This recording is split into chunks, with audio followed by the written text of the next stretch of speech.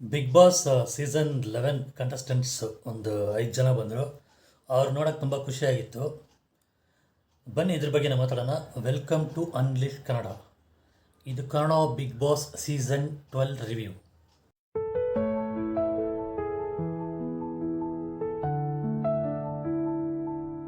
ನೆನ್ನೆ ಸ್ಟಾರ್ಟಿಂಗಲ್ಲಿ 57th day, ಅದೇ ಮೊನ್ನೆದು ಆ ಟಾಸ್ಕ್ ಕಂಟಿನ್ಯೂ ಆಗ್ತಾಯಿತ್ತು. ನಾಮಿನೇಷನ್ನು ಬಟ್ಟೆ ಯಾವುದು ನಾಮಿನೇಟ್ ಮಾಡ್ತಾರಲ್ಲ ಅದು. ರಿಮೈನಿಂಗ್ ಇದ್ದಿದ್ದಾರು ಧನುಷ್, ಕಾವ್ಯ, ಅಶ್ವಿನಿ, ಇನ್ಯಾರಪ್ಪ, ಅಭಿ ಆಯಿತು, ಇಷ್ಟೇ ಜನ ಅನಿಸುತ್ತೆ. ಸೊ ಅಶ್ವಿನಿ ಬಂದು ಯಾರನ್ನ ಧ್ರುವಂತನ ನಾಮಿನೇಟ್ ಮಾಡಿದ್ರು, ಪ್ಲಸ್ ಮಾಳು ನಾಮಿನೇಟ್ ಮಾಡಿದ್ರು.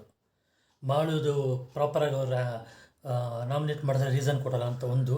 ಧ್ರುವಂತ ಅವರಿಗೆ ಫೇಕು, ಅದೇ ಧ್ರುವಂತ ಅಶ್ವಿನಿ ಅವ್ರಿಗೆ ಹೇಳಿದ್ರಲ್ಲ ಸೇಮ್ ರಿವರ್ಸ್ ಹೇಳಿದ್ರು ಅಷ್ಟೇ, ಬೇರೆ ಏನೂ ಇಲ್ಲ ಚೇಂಜಸ್ಸು. ಕಾವ್ಯ ಅವರು ಅಶ್ವಿನಿ ಮತ್ತು ಜಾನ್ವಿ ಅವ್ರನ್ನೇ ಹೇಳಿದ್ರು. ಓಕೆ, ನೆಕ್ಸ್ಟು ಇವರು ಯಾರು ಧನುಷ್ ಆಶ್ಚರ್ಯಕರವಾಗಿ ಅಶ್ವಿನಿ ಅವ್ರನ್ನ ಹೇಳಿದ್ರು, ಪ್ಲಸ್ ಇವ್ರನ್ನ ಮಾಳು ಅವ್ರನ್ನ ಹೇಳಿದ್ರು. ಸೊ ಟೋಟಲಿ ಇವಾಗ ನಾಮಿನೇಟ್ ಆಗಿರೋದು ಯಾರಾದಾರಂದರೆ ಅಶ್ವಿನಿ, ಜಾನ್ವಿ, ಧ್ರುವಂತು, ಮಾಳು, ಗಿಲ್ಲಿ, ಕಾವ್ಯ ಮತ್ತು ಡೈರೆಕ್ಟಾಗಿ ನಾಮಿನೇಟ್ ಆಗಿರೋ ರಘು ಅವರು. ಇದರಲ್ಲಿ ನನಗೊಂದು ಏನಂದರೆ, ಅಭಿಯವರು ರಘು ಅವ್ರನ್ನ ಡೈರೆಕ್ಟ್ ನಾಮಿನೇಟ್ ಮಾಡಿದ್ರಲ್ಲ, ಅದು ಏನು ಪ್ರಾಪರ್ ರೀಸನ್ನೇ ಕೊಡ್ತಾ ಇಲ್ಲ.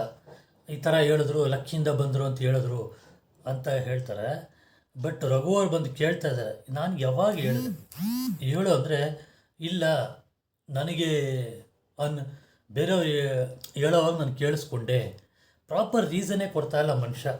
ಮಾಡಬೇಕು ಅಂತ ಮಾಡಲಿ, ಪರವಾಗಿಲ್ಲ.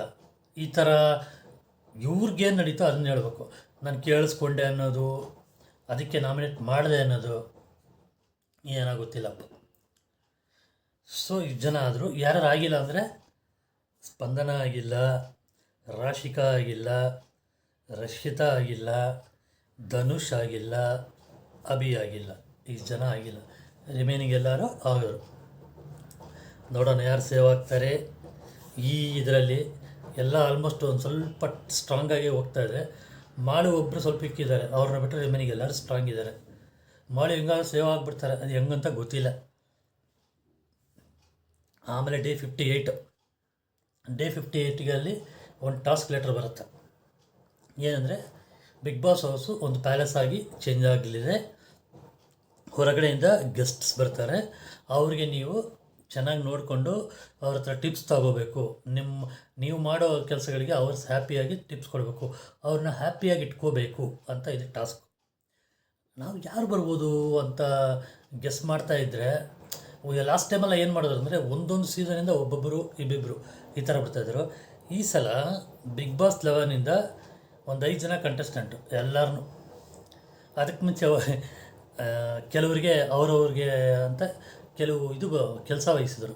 ಕೆಲಸ ಮೀನ್ಸ್ ಡೆಸಿಗ್ನೇಷನ್, ಹುದ್ದೆ ಹಂಗೆ ತಗೊಂಡ್ರೆ. ಅಭಿ ಬಂದು ವ್ಯವಸ್ಥಾಪಕರು, ದಟ್ ಮೀನ್ಸ್ ಮ್ಯಾನೇಜರ್. ಅವ್ರ ಕೆಳಗಡೆ ಬರೋದು ಇವರು ಧ್ರುವಂತು ಬೆಲ್ ಬಾಯ್. ಓಕೆ, ಆಮೇಲೆ ಇವರು ಯಾರು ಗಿಲ್ಲಿ ಮತ್ತು ಅಶ್ವಿನಿ ಅವ್ರು ಬಂದು ವೆಯ್ಟರ್ಸ್ ಬಂದು ಸರ್ವ್ ಮಾಡೋರು ಇವರು. ಸ್ಪಂದನ ರಿಸೆಪ್ಷನಿಸ್ಟು ಪ್ಲಸ್ ಅಡುಗೆನೂ ನೋಡ್ಕೋಬೇಕು 2 ಕಡೆ. ಕಾವ್ಯ, ಆಮೇಲೆ ಇನ್ಯಾರು ಜಾನ್ವಿ, ಸೂರಜ್ಜು, ರಘು ಇವರೆಲ್ಲ ಕಿಚನ್ ಡಿಪಾರ್ಟ್ಮೆಂಟು. ಹೀಗೆ ಡಿವೈಡ್ ಮಾಡಿದ್ರು. ರಕ್ಷಿತಾ ಇವರನ್ನ ಡಿವೈಡ್ ಮಾಡಿ ಕಳಿಸಿದ್ರು. ಸೊ ಯಾರಪ್ಪ ಬರ್ತಾರೆ ಅಂತ ನೋಡಿದ್ರೆ, ನಮ್ಮ ಉಗ್ರಂ ಮಂಜು, ರಜತ್, ತ್ರಿವಿಕ್ರಮು, ಚೈತ್ರಾ ಕುಂದಾಪುರು, ಅವ್ರ ಇನ್ನೊಬ್ಬರ ಹೆಸರು ಸತ್ಯವಾಗಲೂ ಗೊತ್ತಿಲ್ಲ. ಲಾಸ್ಟ್ ಟೈಮು ನಾನು ಬೇಜಾನು ಒದ್ದಾಡ್ಬಿಟ್ಟಿದ್ದೀನಿ ಅವ್ರ ಹೆಸರು ಕೇಳೋಕ್ಕೆ. ಅವರು ಇಷ್ಟು ಜನ ಬಂದರು, ಚೆನ್ನಾಗಿತ್ತು. ಒಂಥರ ಈ ಕಂಟೆಸ್ಟೆಂಟ್ ಎಲ್ಲ ನೋಡಿ ಸಡನ್ನಾಗಿ ಆ ಕಂಟೆಸ್ಟೆಂಟ್ ನೋಡಿದ್ರೆ ಏನೋ ಒಂಥರ ತಿರ್ಗಾ ಬಿಗ್ ಬಾಸ್ 11ಗೆ ರಿವಿಸಿಟ್ ಮಾಡ್ದಂಗಿತ್ತು, ಚೆನ್ನಾಗಿತ್ತು. ಯಾಕಪ್ಪ ಹನುಮಂತನ ಕಳಿಸಿಲ್ಲ, ಬಿಗ್ ಬಾಸ್ ವಿನ್ನರ್ ಅವ್ರನ್ನ ಜಾಸ್ತಿ ಹೈಲೈಟು ಮಾಡ್ತಾಯಿಲ್ಲ. ಅವ್ರು ಬಂದಿಲ್ಲ, ಇಷ್ಟು ಜನ ಬಂದರು, ಚೆನ್ನಾಗಿತ್ತು. ಒಂಥರ ಉಗ್ರಂ ಮಂಜ ಗತ್ತು ನೋಡೋದು, ಇವ್ರದ್ದು ರಜತ್ತು ಬರ್ರಿರೋದನ್ನೇ ಕೊಡೋದು, ಇವ್ರನ್ನೆಲ್ಲ ನೋಡೋಕ್ಕೆ ಚೆನ್ನಾಗಿತ್ತು. ಸೊ ಬಂದು ಫುಲ್ ಅದೇ ಗತ್ತು. ಇವಾಗೇನೋ ಇವರಿಗೆ ಏನು ಮಂಜುವರಿಗೆ ಬೇರೆ ಮದುವೆ ಅಂತ ಕೇಳಿಪಟ್ಟೆ. ಒಳ್ಳೆ ಚೆನ್ನಾಗಿರಲಿ. ಚೈತ್ರ ಕುಂದಾಪುರ ಅವ್ರಿಗೆ ಮದುವೆ ಆಗಿತ್ತು. ಓಕೆ, ಮಂಜು ಅವರಿಗೆ ಇಷ್ಟು ದಿವಸ ಆದಮೇಲೆ ಮದುವೆ ದೊಡ್ಡ ಮ್ಯಾಟ್ರೆ. ಸೊ ಅವ್ರನ್ನ ಕಿಂಗ್ ರಾಜ ಥರ ಟ್ರೀಟ್ ಮಾಡಬೇಕು. ಆಮೇಲೆ ಇದೆಲ್ಲ ಆಯಿತು. ಮಂಜು ಸ್ಟ್ರೈಟಾಗಿ ರಾಜ ಅಂತ ತಿಳ್ಕೊಂಡೇ ಹೋಗ್ಬಿಟ್ಟು ಕ್ಯಾಪ್ಟನ್ ರೂಮ್ ತೊಗೊಂಡು ನಾನು ಇಲ್ಲೇ ಮಲಗ್ತೀನಿ ಇವತ್ತು ಅಂತ ಬಂದ್ಬಿಟ್ರು ಆಚೆ. ಇವರು ಆಯ್ತು ಅಂದ್ಬಿಟ್ರು. ಆಮೇಲೆ ಇಲ್ಲಿ ಇವಾಗಿರೋ ಕಂಟೆಸ್ಟೆಂಟೆಲ್ಲ ಹೇಳಿದ್ರು ಅಭಿಗೆ, ಯಾವುದೇ ಕಾರಣಕ್ಕೂ ಕ್ಯಾಪ್ಟನ್ಸಿ ರೂಮ್ನ ಬಿಡಬೇಡ, ನೀನು ಕ್ಯಾಪ್ಟನ್ನು. ಸಪೋಸ್ ಮನೆಗೆ ಯಾರಾದರೂ ಬಂದರೆ ಗೆಸ್ಟ್ ಅಂದರೆ ಗೆಸ್ಟ್ ರೂಮ್ ಅಂತ ಇರುತ್ತೆ, ಅದಕ್ಕಂತ ತಗೊಂಡು ಬೆಡ್ರೂಮೇ ಕೊಡಲ್ಲ, ನಮ್ಮದು ವೈಯಕ್ತಿಕವಾಗಿರೋದು ಅಂತ. ಆಯಿತು ಬಿಡಲ್ಲ ಅಂತ, ನೋಡೋಣ ಇವತ್ತು ನೈಟ್ ಗೊತ್ತಾಗುತ್ತದೆ ಏನು ಕತೆ ಅಂತ. ಆಮೇಲೆ ಶುರುವಾಯ್ತಪ್ಪ ನಮ್ಮ ಗಿಲ್ಲಿದು ರೋದನೆ. ಭಯಾನಕ ರೋದನೆ ಕೊಟ್ಟ. ಯಾರಿಗೆ? ಹಳೆ ಕಂಟೆಸ್ಟೆಂಟ್ಗೆ. ಅವ್ರು ಹೇಳ್ತಾವ್ರೆ, ನೋಡೋ ನಿಮಗಿಂತ ನಾವು ಬೇಜಾರು ರೋದನೆ ಕೊಟ್ಟು ಆಚೆ ಹೋಗಿದ್ದೀವಿ ಅದು ಇದ್ದು ಅಂತ. ಏನು ಹೇಳಿದ್ರೆ ಗಿಲ್ಲಿ, ಆಯ್ತು ಗುರು ನೀನು ಏನಾದರೂ ಮಾಡು, ನಾನು ಹಿಂಗೆ ಅಂದ್ಬಿಟ್ಟು ಒಂದು ತಲೆ ಕೆಟ್ಟೋಗಿ, ಯಾರು ಉಗ್ರ ಮಂಜು, ನೀನು ಮಾತಾಡಲೇಬೇಡ, ನನ್ನ ಹತ್ರ ಮಾತಾಡಲೇಬೇಡ, ಓಕೆ ನಾನು ಹೇಳೋರಿಗೆ ಮಾತಾಡಬೇಡ ಅಂತ ಹೇಳಿದ್ರು. ಹೇಳಂಗೆ ಇಲ್ಲ. ಈ ಗ್ಯಾಪಲ್ಲಿ ರಜತ್ಗೆ ಮಾತಾಡ್ತಾ ಇವ್ರಿಗೆ ಇದೇನೆಂದರೆ ಮದುವೆ ಆಗುತ್ತಲ್ವ ಇವರಿಗೆ ಮಂಜುವಿಗೆ, ಇದು ಬಂದು ಬ್ಯಾಚುಲರ್ಸ್ ಪಾರ್ಟಿಗೆ ಒಳಗೆ ಬಂದಿರೋ ಥರ ಲೆಕ್ಕ. ಓಕೆ, ನಾವು ಬಂದಿರೋದು ಬ್ಯಾಚುಲರ್ಸ್ ಪಾರ್ಟಿಗೆ ಅದಿಸ್ ಅಂತ ಹೇಳಿದ್ರೆ ಅದನ್ನೇ ಹಿಡ್ಕೊಂಬಿಟ್ಟಾಗ ಇಲ್ಲಿ, ಇವರೆಲ್ಲ ಅವಾಗ ಬಿಟ್ಟಿ ಊಟ ಅಂತ ಸುಮ್ಮನೆ ಊಟ ಮಾಡ್ಕೊಂಡು ಹೋಗಿ ಬಂದವರು ಅಂತ ಅದು ರೈಸ್ ಆಗ್ಬಿಡ್ತು. ನೀನು ಕೊಡ್ತೀಯ ಊಟ, ನಾವು ಬಿಟ್ಟು ಊಟ ಮಾಡೋಕ್ಕೆ ಬಂದಿದ್ದೀವಿ ಅಂತ ರಜತ್ತು. ಬೇಜಾನ್ ರೈಸು ಇಬ್ಬರು. ಅದನ್ನೇ ಹಿಡ್ಕೊಂಡು ಇವರು ಯಾರು ಉಗ್ರ ಮಂದಿನೂ ರೈಸ್ ಆದರು. ಬಟ್ ಅವ್ರು ಕೇಳಂಗೆ ಇಲ್ಲ. ಈಗ ಅವ್ರಿಗೆ ಒಂದು ಟಾಸ್ಕ್ ಕೊಟ್ಟಿದ್ದಾರೆ, ಏನಂದರೆ ಈವ್ನಿಂಗು ಎಲ್ಲರನ್ನೂ ರಂಜಿಸಬೇಕು. ಓಕೆ, ಇವಾಗ ಬಂದಿರೋ ಗೆಸ್ಟ್ನೆಲ್ಲ ಇವ್ರು ರಂಜಿಸಬೇಕು. ಏನೋ ಡ್ಯಾನ್ಸು ಗೀನ್ಸು ಇದೆಲ್ಲ ನಿರೂಪಣೆ ಮಾಡೋದು ಗಿಲ್ಲಿ ಮತ್ತು ಅಶ್ವಿನಿ. ಹೆಂಗೆ ಮಾಡ್ತಾರೋ ಗೊತ್ತಿಲ್ಲ. ಫೈನಲಿ ಇದರಾಗಿ ಈ ಗೆಸ್ಟ್ನ ರೋಸ್ಟ್ ಮಾಡಬೇಕು ಎಲ್ಲರನ್ನೂ. ಯಾರು? ಗಿಲ್ಲಿ ಮತ್ತು ಅಶ್ವಿನಿ ಇವ್ರು ರೋಸ್ಟ್ ಮಾಡಬೇಕಂತೆ.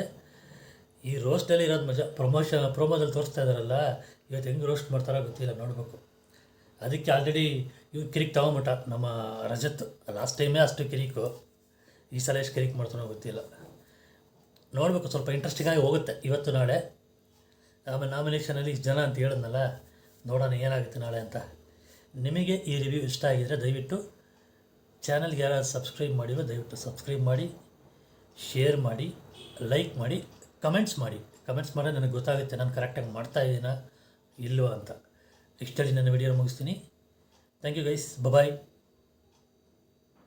ಆಲ್.